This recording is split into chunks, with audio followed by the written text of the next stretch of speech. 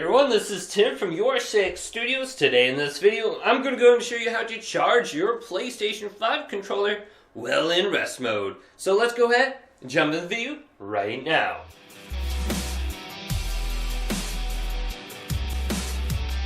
Now it's very easy to charge your PlayStation 5 controller while it's in rest mode. Now the first thing you want to confirm is you have power to the front USB ports or even the rear one. So we got to go up to settings on the home screen here and select this option, and then go on down to where it says power saving options, and this will be in the system category right here. Select that. Then here's power saving settings right here. Go on over to features available in rest mode now and select this option. Now under here it says supply power to USB ports. Now I currently have this turned off.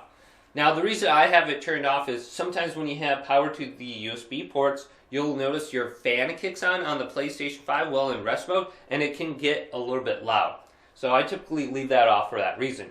Now it says to charge your controllers, plug them into the USB ports. If you select 3 hours, power will be supplied only for that long after entering rest mode. So you got 3 hours as an option, and you have always as an option. So you can always charge your PlayStation 5 controller on the USB ports on the PlayStation. So I'm going to go ahead and turn this on right now. Let's set it to 3 hours and then back out of here. And then I'm going to go ahead and press the PlayStation button and then go down to power and put this into rest mode.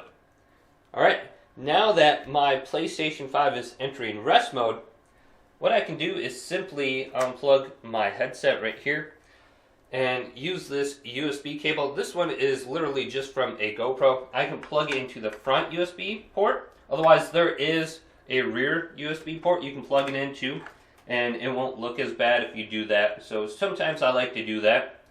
And then you simply just plug this into the controller.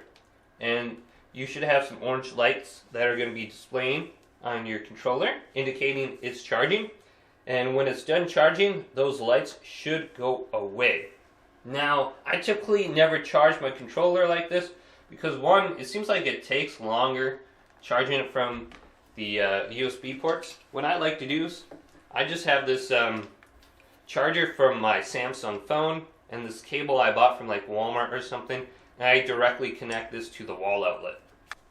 So this is how I typically charge it. I just plug it in just like this, and then my controller charges. And it seems like it charges faster this way. And this is how I prefer to do it. And then I don't have to charge my PlayStation from the USB ports at all. So hopefully this video did indeed help you out. If it did, leave it a big thumbs up and subscribe to my channel down below for more tech videos coming up next on YourSixStudios.